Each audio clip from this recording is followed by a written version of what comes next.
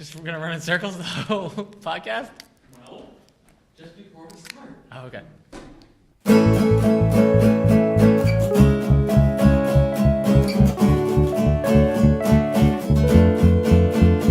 Welcome to the 13th episode of All the Books. Oh, you know what that means? Things are about to go terribly. Yeah, because we're also recording this on Friday the 13th. No! Yep. Oh, that's a double whammy. Yeah. Also, we're on the 13th floor of the library. Wow, that was a mistake. Why would we ever go to the 13th floor? We're in room 13. Oh, no. Yeah. And we're watching the 13 Ghosts of Scooby-Doo. Yeah. Oh, no. Yeah. I'm Eric. I'm Nick Gunning. This is All the Books, the official podcast of the David A. Howe Public Library. We talk about authors, books, literary news. We sure do. James Bond sometimes. Sometimes we talk a lot. Sometimes too much. Yeah. Sometimes too much about James Bond. Yeah. If our listeners are to be believed. If they're engaged. Yep. So today you have a Coca-Cola. Yeah. I have a Sobe Life Water. What? Yeah. Okay. There's also no name on that Coca-Cola. Oh my gosh. The bit is dead. Long live the bit. This is just a lot to spring on me all at once. You're drinking that weird pink water. Yeah. Well, I was really thirsty. This was on sale. Oh. And after losing my fifth tooth, I just had to stop drinking Coke. Yeah. I mean, again, it's great because they were my front teeth, so now Coke just gets in my mouth faster. Yeah, it goes in quicker. So. Yep. So here we are again. Yeah. Sorry, I was about to quote a Cher song. Which one? After All? What's that called? Looks like we made it. The one with Peter Cetera. So here we are again. I guess it was me, Fate. No. I don't know. Okay. The one with Peter Cetera. Okay. All right. So, book news? Bookmark. You fell into the trap. I sure did. Yeah, you did. You want me to go first, buddy boy? Okay. So here's where I am. Since we last recorded, I think I was currently reading these. I was reading Landline by Rainbow Rowell for the book club. Landline, I had this like love-hate thing with Landline because I feel like it was a little too crowded. We had flashbacks, we had current story, and then we had the gimmick with her making phone calls to the past. And it was like, it was too much. It was too much of all of those to really make either one of them work. It was too much of all the books? Yeah. But by the end, all the gimmicks. It won me over, and I ended up really liking it. So I'm interested to discuss it in the book club, because I don't know if the gang is going to like it. I think they will, but I'm interested to hear what they think about it. Landline, solid. I think I liked it better than The Attachments, her other book. I think it's just called Attachments. Is it just called Attachments? Yeah, not The Attachments. Oh, okay. I finished the Smallville. Smallville was cool because it's like the TV show Smallville was on for 10 years, and this is like an 11th season. Oh, they didn't hear that. I just rolled my eyes. Form. Yeah. So this one was about Lantern. Right. Clark gets like the Lantern ring from Krypton, which is kind of a cool. Is Hal Jordan in it? I think so. No, it's not Hal. Jon Stewart's in it. Cool. Host of The Daily Show, formerly. No, not really. Different Jon Stewart. Yeah. Those were both good. I also finished Rogue Lawyer. Oh, you hadn't finished that yet? Well, I finished it on the day we recorded, so no, I don't. But I didn't like Rogue Lawyer. Right, we remember that. Yeah. And that didn't change with me finishing it. I ended up also still not liking it. So, what else? I read Star Trek: The Best of Peter David, a graphic novel we have here in the collection. Decent, dated, nothing. Peter great. David's a workhorse of the graphic novel world. Yeah, he's everywhere. Just like, he's actually done a lot of Star Trek stuff. Yeah, he has. He has a next generation. For those of you who are nerds, Star Trek Next Generation. He has this, a book called Imzadi, which is about Riker and Deanna Troi. It's one of the best Star Trek books I've ever read, so check that one out. But I read that. It was okay, the Peter David. And then I also read, the Gillian Flynn, that little short story that she has out. Home? Grown Ups. Grown Ups. Grown Up. Not Grown Up starring Adam Sandler. Right. Yeah, we did that bit last time, too. It was good. Yeah? It was, it's a short story, so it's not long. It's like probably about 70 pages. Is it dark? Not particularly dark. Oh. No, it's the heck? It kind of reads spooky, but it was good because it left me wanting more, but I was satisfied with what was there. So I hope she writes another novel because I've enjoyed. Well, she probably will. Yeah, probably. But it's been a while. Yeah. Her first came out pretty quickly, and then after Gone Girl, she's been kind of silent. Even this Grown Up is not. It's not new. Yeah. It was in a collection of George R.R. Martin kind of put together a while back. So I don't know. Maybe she's kind of gun shy after Gone Girl. Yeah. But I hope she reads more. Currently, I'm reading The Bazaar of Bad Dreams, which is Stephen King's short story collection. Yeah. It's cool because he has like a little intro to each short story. It's kind of he talks about where he was when he was writing it and what led to it. So it's interesting. That's a nice addition. So is that intro read by a British elephant? Yeah, it's Okay. Babar. Babar of Bad Dreams. I'm been in a Star Trek kick, so I'm reading a Star Trek book called Rings of Time by Greg Cox. It's a Kirk-era book, and it has time travel elements, which I love. So far it's been really good. I actually found it at like a dollar store for $1, and I just picked it up. I'm liking it. Cool. Graphic novel, I'm reading Wrath of the First Lantern, which is a Green Lantern story arc. I gotta say, with Green Lantern, this is my beef with the current Green Lantern comics. All right, maybe you'll disagree, but maybe I will. Every volume of Green Lantern is like, this is a huge epic, and I'm just I have epic fatigue. I guess. That's true, because I just want with Green Lantern, they rebooted the franchise in the comics. Yep. I can't even remember when it was. It was in the 2000s. Uh-huh. But they rebooted it. They built to the Sinestro War, Yep. the Sinestro Corps War. And that was a big event. It was like the first big event we've had with that run. Yeah. And it was really good. Uh-huh. And then I think after that it was Blackest Night, which was a big event. Yeah. And then it was whatever was the first one. It was War of the Green Lanterns. War of the Green. You're right. After a while, it seems like they were just trying to do the Sinestro War Corps again. Yeah. So I'm kind of just like, blah, okay, whatever.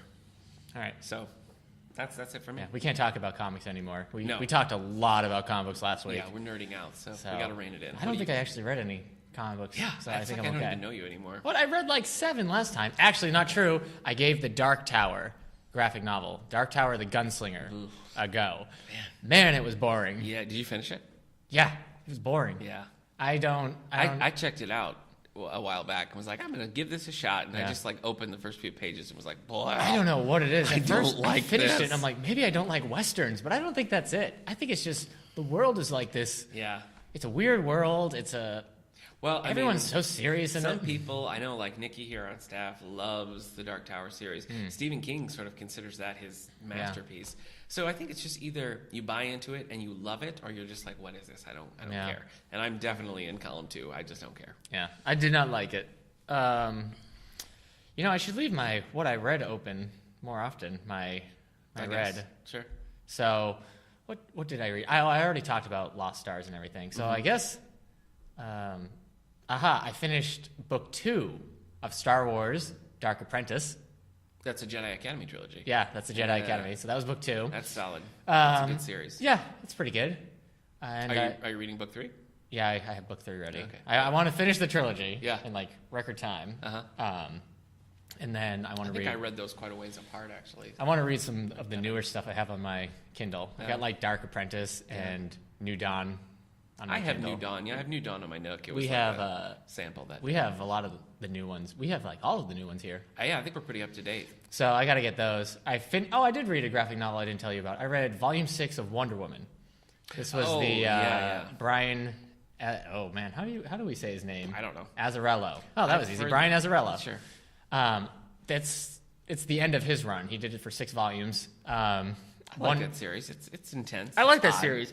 I didn't like the first volume, but when I was reading the second one, it dawned on me that my problem with the first one was like, well, where is this Wonder Woman in context with the rest of the DC universe? Like, this Wonder Woman was completely different than the Justice League Wonder Woman. Yeah. But if you read it as almost like a separate universe entirely, like a Vertigo title or just like an Elseworld thing, then it works better. Right. It doesn't fit in at all. So if you try to make it fit, it doesn't. But if you enjoy it for what it is. At one time... We have those, right? We have the whole run. Yeah. We just got the whole run. Yeah. At one time... It's worth reading. I mean, check it out. Yeah, that's true. I had realized a few years ago that I hadn't read any Wonder Woman comics. Oh, yeah. And I was like... I'm a big comic book reader. I've read like every superhero title. Yeah. I mean, I've read Iron Fist comics. And I hadn't read a single Wonder Woman. So the library I was at, they had like a bunch of them. And now I've read... 26 Wonder Woman graphic novels. Wow, that's a big number. Yeah. I've read a lot of Wonder Woman, but I haven't read much where I thought like that was great.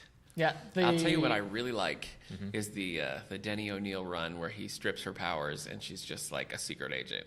Like Diana. Yeah, you're Prince one of the Wonder few Woman. people who like that. I know. That got a big backlash from feminists in the 70s. Yeah. When it came out. Yeah. Yeah.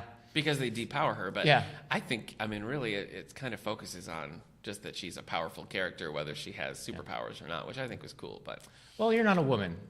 Thank you, because I expected you to call me a woman. Oh no. Not that there's anything wrong with that. Oh my gosh. So the book I did read as well is Empire of Imagination. Gary Gygax and the Birth of Dungeons and Dragons. Oh boy. What's great about this is you got it. Yeah. For the library because I said I would read it. Yeah. And like that was a big Well, deal. I mean, Dungeons and Dragons has a huge following. I don't think you're going to be the only one who's interested in that book. Yeah. I didn't learn too much about Dungeons and Dragons because I've read other books and stuff about the history of D&D. But I did learn a lot about Gary Gygax. He's interesting because he's like, obviously he makes Dungeons and Dragons. He grew up reading pulp fantasy books, so you imagine he's a geek. Yeah. But he's also just like, he was a greaser for a while, like when he was younger. But then as he got older, he married this woman that looks like she came off the cover of an old like fantasy pulp magazine. Like she looks like she would be on the cover of a Conan the Barbarian. Okay. You know, like in chainmail, like, Conan, help me! Right. But like, their relationship was turmoil because he spent all his time either working on games and creating them or playing those games. So he was rarely home and with her, and she didn't really like the games and everything. He cheated on her. Wow. He spent a lot of time... You get all the spoilers. He spent a lot of time doing cocaine because he was in Hollywood trying to make a D&D movie, and it almost looked like that was going to happen. They made a D&D movie, didn't but, they? Yeah, in the 2000s. It's one of the worst films ever made. Oh, okay. But this was like in the 80s. It was the same time they had the Dungeons and Dragons cartoon. Everybody was making like tabletop games. It was called like Chainmail and Gettysburg, or I might be saying that wrong. But there are all these other games. But then Dungeons and Dragons hits the scene, and suddenly it's making like $30 million in the 80s. And then, it's just... Wait, in fake, like, Monopoly? No, it was real money. Real money. They were making real money. Cool. But it was just crazy. All this, the woman. So there's this woman he met in Hollywood. He had her come and help him out with the company. And she was supposed to like help manage it and everything because he had just got the company back from, or he was trying to get the company back from some people he had done it with. The company was TSR. They owned D&D, and it was going all over the place. The person who was the person who had like the most control over this company was just going nuts with like stuff. He was buying a helicopter for the company. It was like they didn't need any of this stuff. So she came in to manage it, and she took the company away from Gary Gygax. But she had money to do it because she came from the family who created Buck Rogers. So, but then after she took over TSR, Buck Rogers cash. She, I didn't think there'd be a lot of. But here's the thing: once she took it over, they tried to put out all these like Buck Rogers role-playing games, and like other employees of the company was like, you couldn't sell that if it was laced in gold. It just wouldn't sell. So, have you ever watched any Buck Rogers? I don't think I have. I don't think I've seen any like iteration of that. Yeah. It's interesting because that book has a terrible cover. Yeah, and I was defending it to you. And the thing is, like, once you realize that they're doing a spoof on like Dungeons and Dragons covers, then it's like, oh, that's cool. Yeah, but it's really like, I feel like that limits the appeal a lot. Yeah, you look at the cover and you're like, oh, you and my wife didn't get it. No. But then I opened up the section where they have the photos, and there's the Unearthed Arcana game book, and that's the exact cover they're So going if you for. know what they're doing, then it's like great. But if you don't, it's like, what is this piece of trash? So that's probably going to limit the appeal. I would recommend this, or maybe I shouldn't say it. Maybe I should save it for a segment. Save it for the segment. So, all right. So you read some Gygax. Yeah. What else? That's it. It's time for book news. Okay. Book news. I got so much. Do you have any? Yeah, I sure do, buddy. Ooh.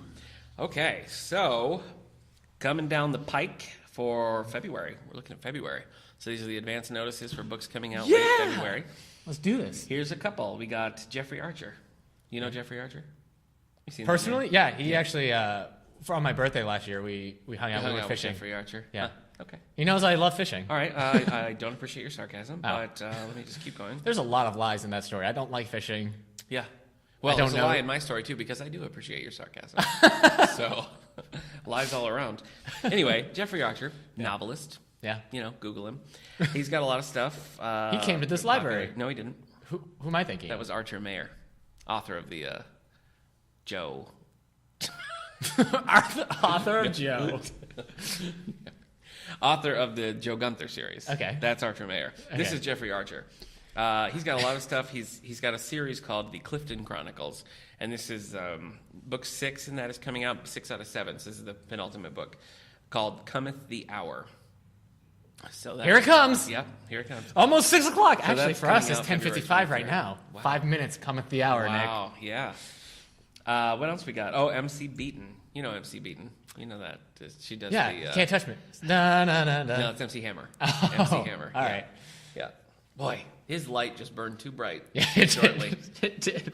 MC, if you're listening, sorry, man. He had to be on Dancing with the Stars. Oh my gosh, why isn't he? He must have been. I'm going to look it up to see if... Can we just talk about a Dancing with the Stars thing right now? Okay, never mind. No, please, go ahead. No, it's fine. No. It's just... Yeah. You're right. No, we shouldn't talk about it. Anyway, MC Beaton has one called Death of a Nurse, and this is number 31 in her Hamish Macbeth series. Hamish. So these are cozy mysteries, very popular. Yeah. And it's getting cold out, so you're going to want a cozy Yeah, mystery. you want to cozy up with a little MC Beaton. So this will be out February 23rd. Mm-hmm. And then finally, and this is an odd one, Meg Cabot, you know Meg Cabot, like Princess Diaries and different things. She has a book called Remembrance coming out February 2nd. And it's book number 7 in the Mediator series. You familiar with that series? I am not. It's a YA series. Okay, I should be then. Oh, jeez. And no, it's all right. This is odd because the first 6 books in the series are YA. Book 7 is being marketed as an adult book. So it's like... Maybe her audience aged out. Yeah, I of guess it. they're like growing up with it. But it's just an interesting thing to do, to switch from... You know, so we'll get this and it'll be shelved in the adult section, which is just confusing. But that's an odd thing to happen. I mean, it sort of happens with Harry Potter that the books gradually get more and more like involved towards the end. But this is a rare case, I think, where the series kind of jumps into another age bracket. Sure. Odd. So if you're a Meg Cabot fan, check the adult section for book 7 in the Mediator series. I got some more, but I don't want to give it all away. No. I could argue that you should give it away now. Yeah, I wouldn't get the reference though. So Red Hot Chili what would be Pepper the song. point? It's from the Oh, 90s. okay. All right. I always forget. All right, here's the book news. Boy, that was so loud. Oh, I'm sorry. I just get so excited about book news. Yeah, I know I you just do. love it so much. I'm ready. Maybe I love it too much. Maybe I'm putting it on a pedestal, and if it's ever taken away from me, I'm not going to be able to handle it. Why did you have to say pudding? I'm starving. I didn't say pudding. Yeah, you I did. said putting it on a pedestal. You just repeated the word pudding. No, I didn't. All right, go on. These are the books that are coming out November 17th. I like a good butterscotch pudding. I don't like pudding. You don't like pudding? Sorry, man. I'm weird. You're weird. Well- I guess I never met a pudding I didn't like. But I love vanilla. Yeah. I love tapioca. Butterscotch is my favorite. Yeah. Anyway, you were saying about pudding. I wasn't. I was saying these books are coming out Yeah. November 17th, 2015. Okay, First, we'll start with the nonfiction. great. Young Orson, the years of luck and genius on the path to Citizen Kane. So this is not about the pig from the Garfield cartoon. No. USA. No, that's not from Garfield and Friends. Okay. This is Orson Welles. Orson Welles. It's written by Patrick McGilligan. Interesting thing about Patrick, he looks like Stephen King. Weird. Yeah. Stephen King does have pseudonyms like Richard Bachman. No. Maybe he's writing a biography about a young Orson Welles. He's not. Maybe. Hubris, The Tragedy of War in the 20th Century by Alistair Horn. So, war is bad. Where do you stand on war? What is it good for? Absolutely nothing. Thanks, man. Give it again? Say it again? Say it again. Okay. Yeah. The timing was wrong. So. All right. 438 Days, an extraordinary true story of survival at sea Ooh. by Robert Redford. It's not. It's Jonathan Franklin. Oh. I don't know if this is true. I mean, it says it's true, but I haven't heard of this. This was November 17th, What? 2012. Why would you doubt him? Hey, this is coming out 3 years after it happened, because it happened November 17th, 2012. Oh. Now it's coming out November 17th. I love a good shipwreck story. Yeah. When he washed check ashore that out. on January 29, 2014, he had arrived in the Marshall Martian? Island, He 9,000 arrived on miles Mars? away. Wow. He says that's the equivalent to traveling from New York to Moscow in a round trip. Good on you, Jonathan Franklin. Yeah. You made it. Jeez, navigate. Look at the sun. Look at the North Star. Okay, here's the last one. I think this is nonfiction. I'm not going to take a stance on with this, whether or not it is. It's called... Well, I'm glad you're prepared. It's called Tinder Nightmares. So it's a hilarious look at some of the most epic fails of the often racy, always ridiculous romantic exchanges on Tinder. Wow. The Instagram account of the same name has skyrocketed to popularity for its captivating, sometimes it's probably titillating true, then. ability to capture the real-life conversations between people who are looking to connect with that special someone. Oh, you know what? Oh, sorry. Go ahead. No, go ahead, Tinder. Well, speaking on Tinder, one of our Yeah, I got one that. of our I thought Twitter we'd bring that up. followers This is a good... at Mick Blame Yeah. says to check out this app that it's like the Tinder of books. I'm going to tell you what this is called. It's Okay. called NCVRS. Great name. So it's a nonsense title. Perfect name. Um, Is it a declassified this is government document? Yeah, this is the app. Okay. I don't like it Oh. because Wow. all you do is click, do you like that You're book? hard to please, man. Do you not like that book? Do you Okay. want to add that book to your bookshelf? Have you read that book? Did you like that book? Did you not like that book? I mean, It sounds kind of cool to me. except the thing is, it's like, oh, now it's not recommending. The goal is like, oh, are you tired of Goodreads always recommending the same stuff to you? But the time I'm done with this, it's going to be recommending all the same things Goodreads is recommending to me. Probably. So anyways, I'm not a fan of this, but everyone, if you're looking for a Tinder for books, something that's going to suggest books to you based off of what you like, and you can just, swipe to the right, swipe to the left. Yeah. Oh man, I don't even know if this is like acronym. I don't know. Anyway, NCVRS.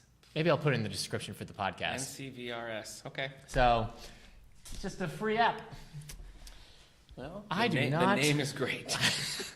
I couldn't it's tell like you're anyone playing about that. Boggle, and those are the Yeah. only letters that you. So, would you read something like this, Tinder Nightmares? This isn't really my thing. Okay, this is a nonfiction I think you might be excited about. Ready? I'm ready. Hold on. Now I'm ready. Okay, it's a biography. Okay. That's a memoir. Biography or autobiography? So if it's a memoir, it's probably an autobiography. Go on. But Enough About Me, a memoir Okay. by Burt Reynolds. Burt Reynolds. Yes. Scandalous, sentimental, frank and sincere, the ultimate inside account of a television and film icon. Please tell me that the audiobook is read by Norm Macdonald in character as Burt Reynolds. That'd be so great. I haven't looked up It's a the big hat. It's audiobook. funny. Yeah, Turd Ferguson. Yeah, that would be That's not my great. name. Burt Reynolds I do has love Burt been Reynolds. a You know what? Hollywood leading man for 6 decades. He sure has. Well, I mean, he was a leading man for about 3 decades. and Known- then he's been rolling around known for for the his last 30. But legendary performances, Smokey sex and the symbol Bandit. status, and storied Hollywood romances. I love Smokey and the Bandit. I'd watch Smokey and the Bandit Who's right his now. who's his story romance with? Well, I mean, Lonnie Anderson, Sally Field. Sally Field? Yeah. Wow. They were in Smokey and the Bandit together. It's the whole thing. All right. Well, are you gonna read this? Would you read Maybe. It's along with John Winokur. So I don't know how much of it is him. I don't know that name. Okay. With a foreword by John Voight. Oh, Voight. Yeah. Famous Voight. for his quick cameo in Tomb Raider. I don't think that's what he's famous No, for. yeah. Lara That's- Croft Tomb Raider, that's the what he's movie. known for. That's what with he's known Angelina for. Jolie. You're yeah. saying that's what he's known for. Yeah. Okay. People are like, oh, I love John Voight. Remember Yeah. him in Tomb Raider? Yeah. All right, here's the fiction. And last week you were like, yeah, these aren't any authors I know. Ooh. All Dressed in White, an Under Suspicion novel by Mary Higgins Clark. And Alifair Burke. How'd you know that? How'd you know that? Because I read the Cinderella Murders. All right, is this the same as the... Yeah, it's a sequel. Okay. Yeah. I might check that out. Did you like the... I can't remember if you liked the Cinderella Murders. I didn't love it. I mean, it was one of those. It's a mystery, and it was, as a first go for a series, it was a decent start. I'd probably check out a second one. The Guilty Will Robbie by David Baldacci. Is that how you pronounce his name? Probably Baldacci. But Baldacci. Yeah. Well, anyways.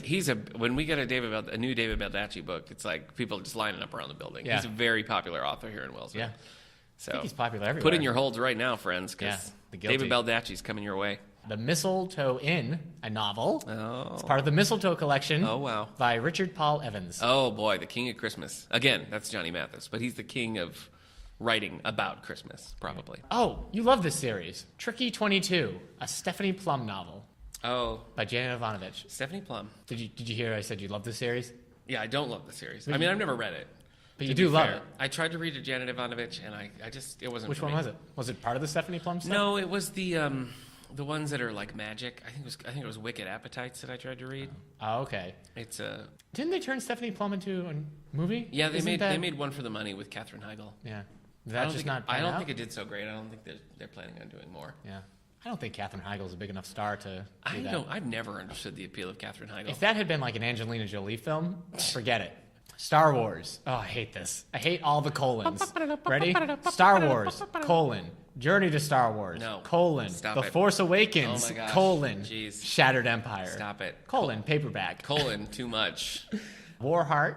It's a Richard and Colin book by Terry Goodkind. Mm-hmm. He's a big name. Yeah. The Pharaoh's Secret. The Pneumo Files by Clive Cussler and Graham Brown. This cover is interesting. It's not explosive, but there's a lady in a bikini. Okay. Scuba diving. Wow. Well, I guess it's not scuba diving because she's in a bikini. She doesn't have a scuba gear on or anything. Yeah. But she's swimming to a pharaoh statue underwater. What? How did it get there? How did they build this? Oh, I got to read it now. Yeah. I got to read it. The Game of Lives, Mortality Doctrine, Book 3 by James Dashner. This is part of the Eye of Mind's other second book, I can't remember. Rule of Thoughts.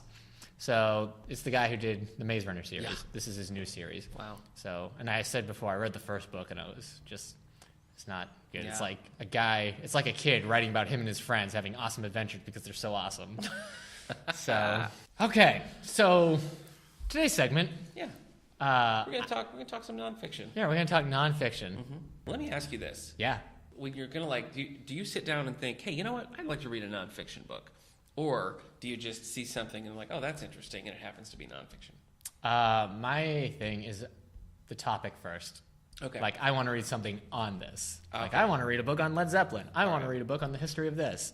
It's not like, oh, I'm in the mood for a nonfiction, because usually I'm not. Yeah. Well, I mean, I naturally gravitate towards fiction, and so I try when I'm looking at my shelves, thinking oh, what shall I read next? Mm-hmm. I try to think, hey, I should toss a nonfiction in there, and then some I just naturally see here that come through and think, hey, I want to read that. But all right. So, question to you: Yeah. When you read nonfiction, do you tend to read stuff about the history of things, or do you read biographies? Well, I was telling my wife that we were going to do a nonfiction thing, and she was like, well, good luck finding a nonfiction book that you like that doesn't involve a president or a Beatle. And it's a very fair point. Yeah. So I guess I tend to go more with, maybe more biographies. Biographies or specific events. I don't do a lot of real broad nonfiction. Okay. Do you like the travel log? Well, I guess we'll just start talking about it. Yeah. I think we are. Yeah. So how do you want to start this? Do you want to talk about our favorites? Well, let's see. You asked me if I like the travel log. I don't. I guess I haven't read much. One that stands out to me in that regard. Let me see if I can pull it up here. Is Desert Solitaire by Edward Abbey. Have you read that at all? I have not. He has fiction too. I mean, he's not just nonfiction. Mm-hmm. But Desert Solitaire is about his time as a park ranger in a really remote, untapped part of the country at a time when those still existed. And it's an odd book. It's really, I loved it. I gave it 4 stars. And the thing is, it was really, when I was done, I was like, what was this book about? What was this? It's really hard because it's part just his own personal experience. There's a lot of philosophy in how he felt about, man shouldn't interfere with nature so much. There's a lot of philosophy in it, just history of the area, and a little bit of propaganda for conservationism. So it was, but it was really good, and it was things that I'd never thought about before, and it just put me in this place to just think about what would it be like to just be in this open, vast wilderness and knowing you're the only soul there. And something about that for me is intriguing and interesting, and also terrifying. Really? Yeah. I try to do that mentally. Sometimes if I walk my dog and we're in the woods or we're on a field or something and I can't see the road, I can even hear it, but sometimes I try to all right, I'm the only person, just me and my dog. Right. So.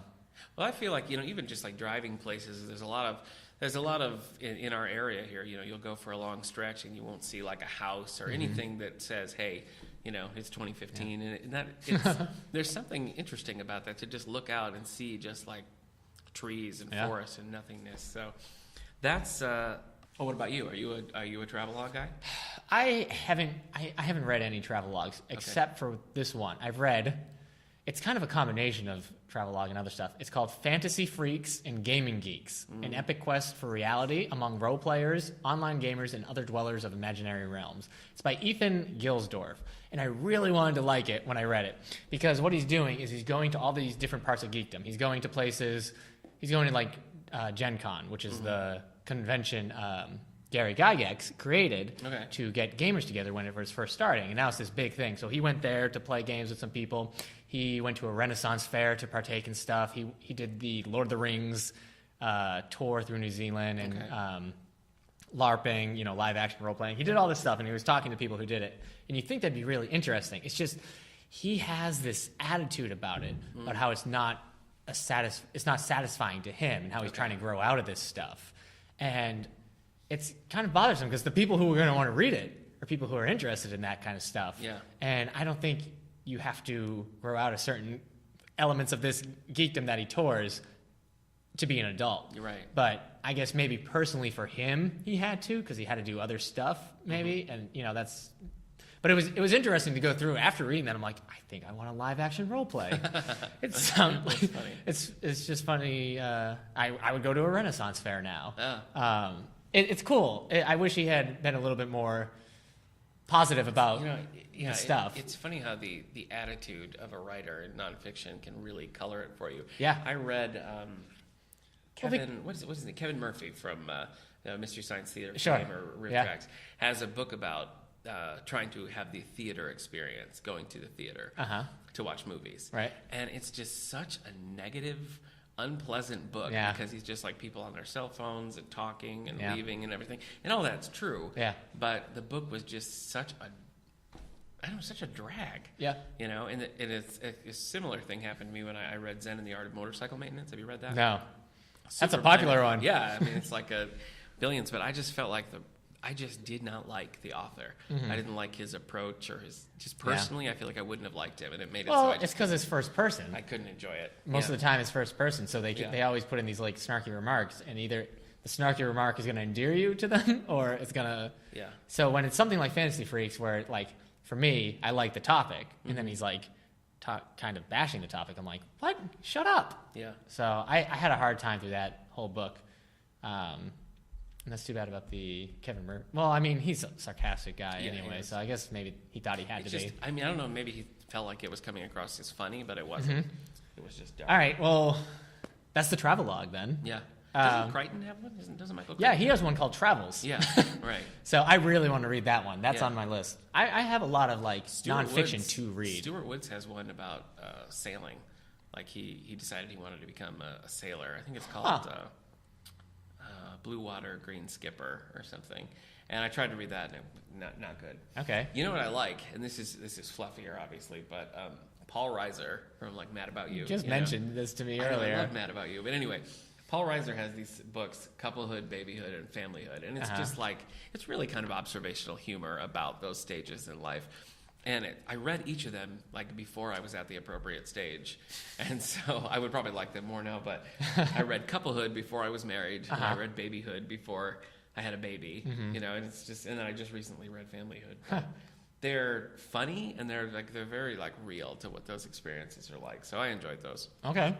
I know we have them here. I do have to mention I realize I have read another travelogue. It's called Dispatches by Michael Herr. It's kind of a famous one. It's about a reporter dispatch in the Vietnam War. Oh, okay. It inspired Apocalypse Now. I mean, Vietnam, it's crazy, man.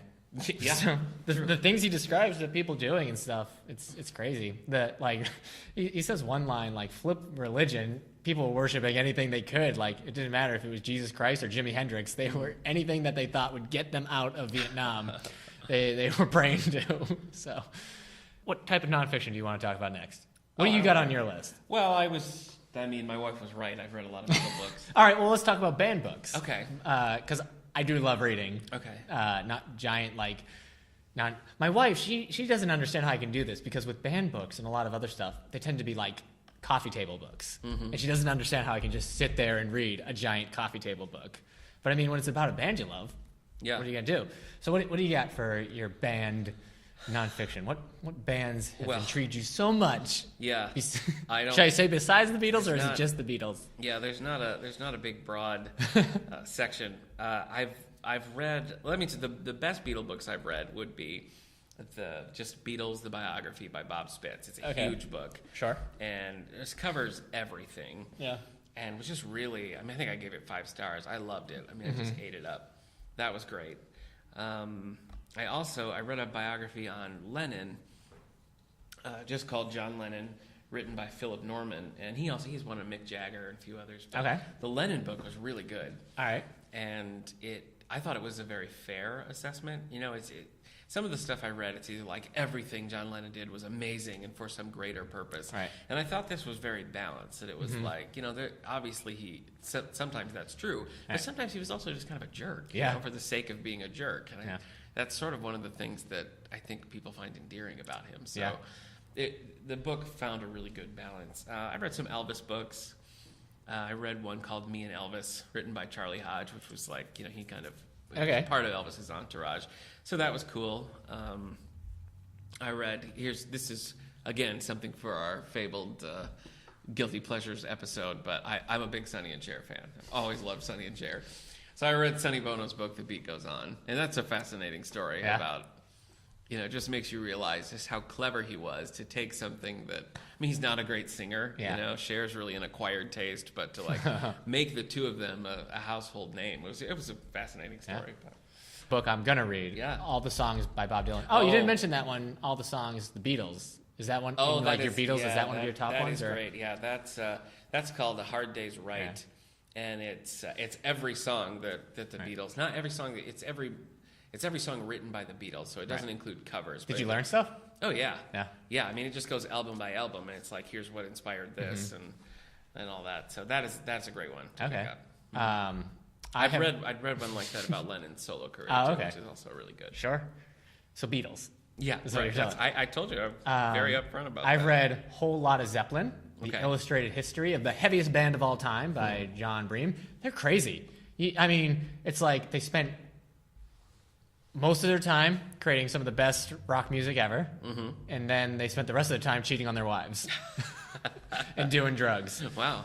So it's rough stuff, but I mean, just listening to some of the stuff they were doing for their songs, developing new processes, is pretty interesting.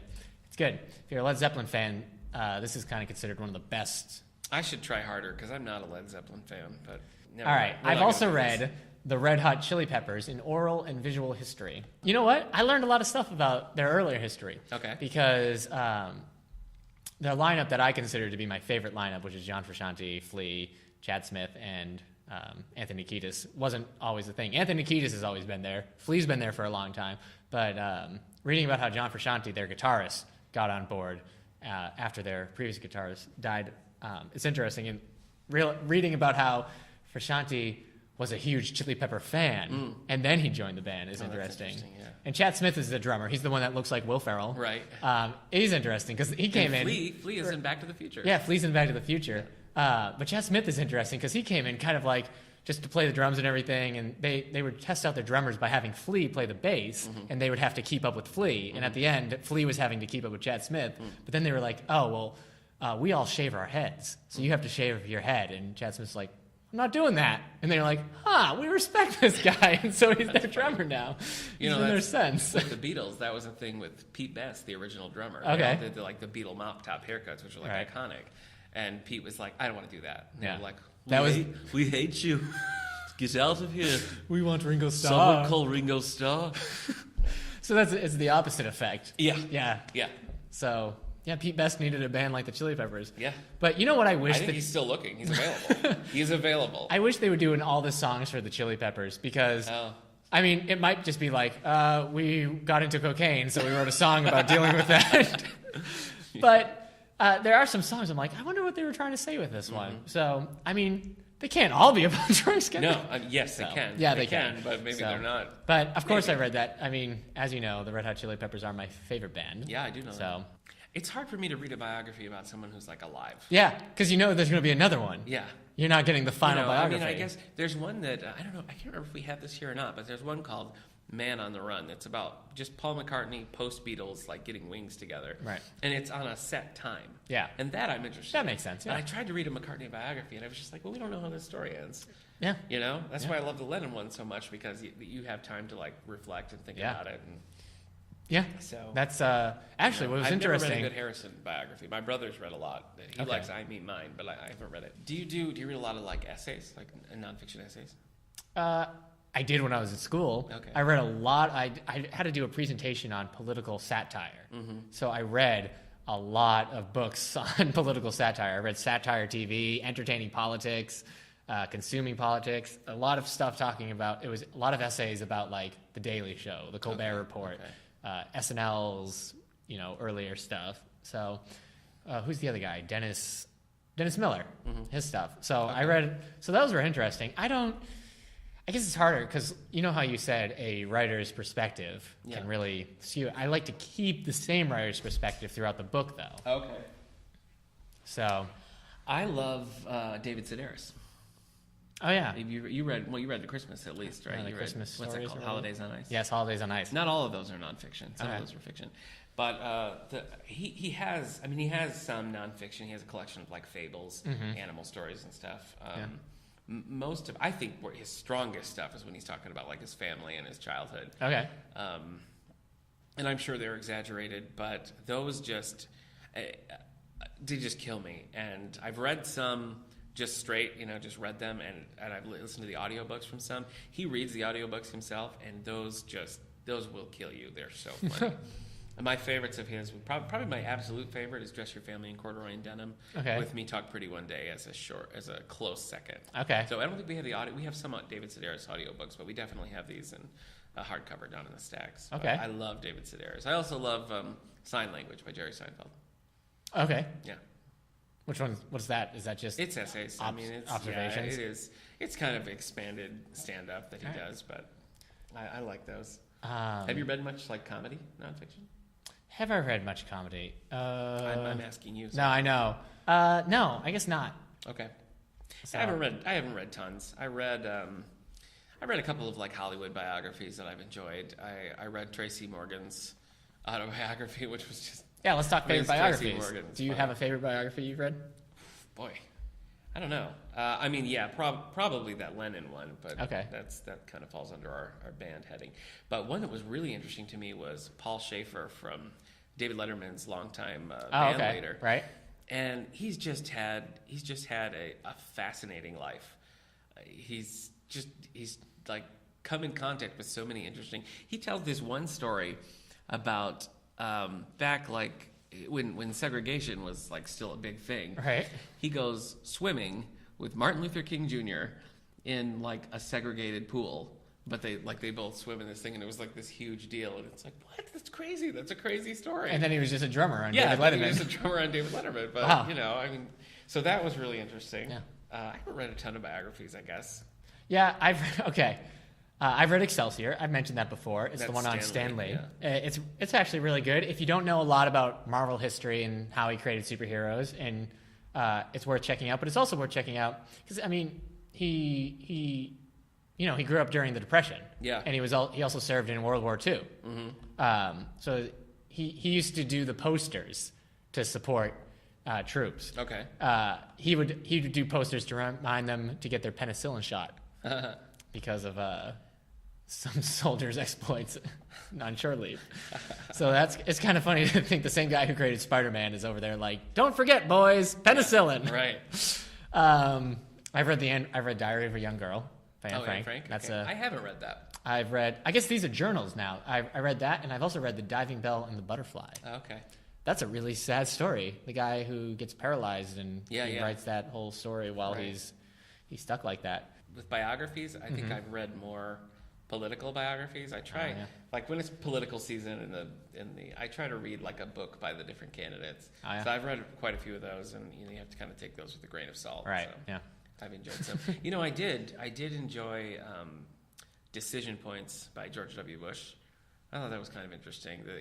It's not a traditional biography. It's more like he picked some specific like decisions that he made and talked about them. So whether you agree with him or not, it was interesting to hear like his thoughts and why those things happened. So that was a pretty good as far as political memoirs go. I thought. Remember how we said you asked if I was in the mood to read nonfiction, and I said it was a subject thing. One subject I'm always like reading nonfiction of is like video games, and obviously like games in general.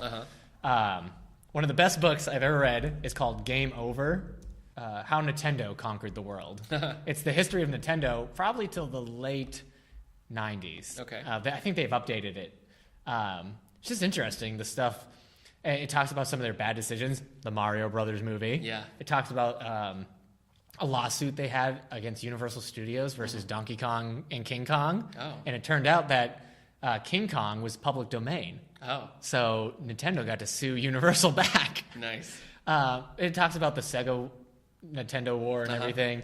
So that's interesting. I've read other stuff like Joystick Nation, Dungeons and Dreamers, Game Over. And also I've read Of Dice and Men.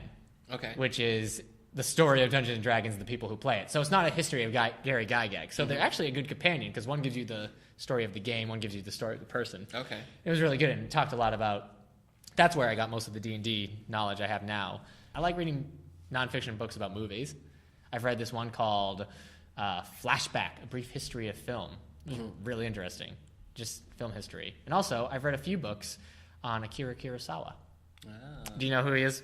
He's been described as the Japanese Spielberg. Okay. He did Seven Samurai, Rashomon. Okay. So I like history. I mean, I've read, like I said, I've read a lot of political biographies. But Bill Clinton recently, I guess not that recently, it's been a couple of years now, but he wrote one called what is it called? I think it's called Back to Work. Okay.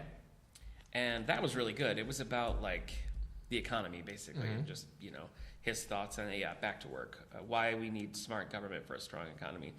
And I thought that was good. I mean, because it wasn't like a narrative, it was just like sort of political thought, and I really enjoyed that one.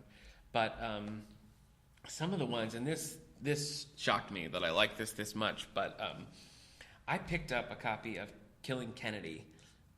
First Killing Lincoln by Bill O'Reilly and Martin Dugard. Okay. And, I didn't really know what to expect. Bill O'Reilly's such a big personality. Yeah. Let's say personality. Yeah. And I mean, I don't like those on either side. Okay. And so I was kind of like, eh. But I've always been fascinated by the Lincoln assassination and everything. And I really liked that. That series is written to be more like a thriller. Right. It's not... I would never say go and read this as a detailed history of the Lincoln assassination. Right. But if you know basically what went down and you want to read kind of an exciting version of it, I think it's definitely worth the read. Huh. We had the new one, Killing Reagan, just came out, which we have. It's been popular. I've only read Killing Lincoln and Killing Kennedy, but they're good. Right. They were really good. Just like fun thriller versions of these stories. Okay. So don't look for deep historical thought there, but if you just want to refresh on those in an exciting way, I think those are solid. The Killing Kennedy one is all about Oswald as the lone gunman. So if you buy that nonsense, then maybe that'll be a good one. Those are fun. Those are a lot of fun. I guess one of the best books on like American history I've read is called War Letters. It's Extraordinary Correspondence from American Wars. Oh, yeah. You've seen this. Yeah. It's just a collection of letters people wrote during like all the different wars through American history. And a lot of them are really fascinating. I haven't read that cover to cover, but I've read quite a bit of it. When I had my own apartment, my first like real apartment, I had made this thing to have a lot of really cool books in my bathroom. Yeah. So that was one of them. I just thought it was really cool. I mean, it is kind of fascinating. War Letters? Yeah, we have it down in the stacks. Yeah, it's just... It'll be on the display. So just people writing to their family and friends about what life is like or what they're planning to do or how they're feeling. It is really interesting. All right, I'm going to quickly go through some really quick that I've got because I want to talk about them. Okay. I've read Blue Zones, and I don't know if I've talked about this with you. It's called Lessons for Living Longer from People Who Lived the Longest. So he goes to places. The writer, Dan Buettner, he goes to places in the globe where people live to like 100, but like live to 100 and stay healthy. Weird. Like, 80-year-olds who can like find somebody unconscious on a trail, pick them up, and then carry them where they are. And so he's trying to figure out why in these blue zones do people live longer and live healthier. It's interesting, some of the stuff they do, like very little meat in their diet, a lot of exercise. He gives tips at the end, and I really like it, having pets, kind of creating like a family shrine. I'm sure there. I constantly say, I'm living like this now, and then I get 2 burgers from McDonald's, and I realize I'm going to... Let's go get hamburgers. All right, and then I want to mention, because I'm a huge fan of science fiction. Yeah, I've heard that. There's a lot of books on like science fiction, and I tend to really like encyclopedia-styled books.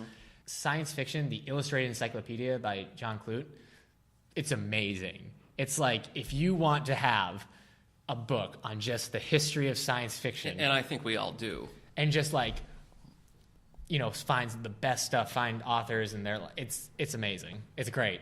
I read so much, and it's a thing to read like an encyclopedia. But it's one I don't own that I need to get. Yeah, really. John Scalzi, the guy who's written like Old Man's War and what, did he write Red Shirts? Yes, okay. He wrote the rough guide to sci-fi movies, and that's really interesting for the films. But the encyclopedia, I mean, that covers it all. It covers the movies, it covers the books, it covers pulp books and comics and stuff. So I'd say probably for a beginner, the rough guide to sci-fi movies might be more entertaining. Okay. But if you really want to get into like Canticle of Leibowitz Deep and down. Robert Heinlein's stuff, You're making me want to read more sci-fi. Yeah, I got to tell you. Yeah. You should pick some out for me. I don't know, any other like nonfiction. I think I shouted out the ones I really love. I mean, I feel like on one way we could do like segment on just books, nonfiction books on one subject. Like what's the best history books we've read and stuff. Yeah. But it's basically to say we read nonfiction as well. Yeah. So, and we have some favorites and some topics we like reading. Definitely. I guess there's nothing else to say. No. I mean, obviously we've read more nonfiction than we've mentioned on all kinds of topics, Sure. be it Shakespeare or You're sounding a little defensive. The people Caesar Milan. The people are now going to believe that you're lying, and you've listed every nonfiction book you've ever read. All right, that's the last segment. Yeah, let's close the door on our We ran nonfiction long. thing. Did we? Oh, What do we hey, got? What do we got? everybody, don't forget to email us, Facebook us, or tweet us your favorite nonfiction books. If there is a nonfiction book specifically that you've read on any subject, just let us know. While we're at it, we were talking about the next author spotlight we want to do, and we were coming up a little dry because we haven't read a lot of the same things. So if there's an author that you really want us to talk about, send it in, either to the email or Twitter or send us a note here, and we'll look into it and give it a shot. So this week, if you have a nonfiction book you want to give a shout out to, send it to Wellsville at stls.org. Send it to All the Books Show on Twitter, or the David A. Howe Public Library Facebook page. And we'll share it on air. On air. Yeah, what your favorite is, and whether or not it sounds like something we'd want to read. Yeah. So I guess that's it, man. Yeah. We actually ran. I thought we weren't going to have a lot to say about nonfiction. Yeah, we did. But it turns out that was a fiction. Oh my gosh. That was bad. Have a pleasant November. Yeah.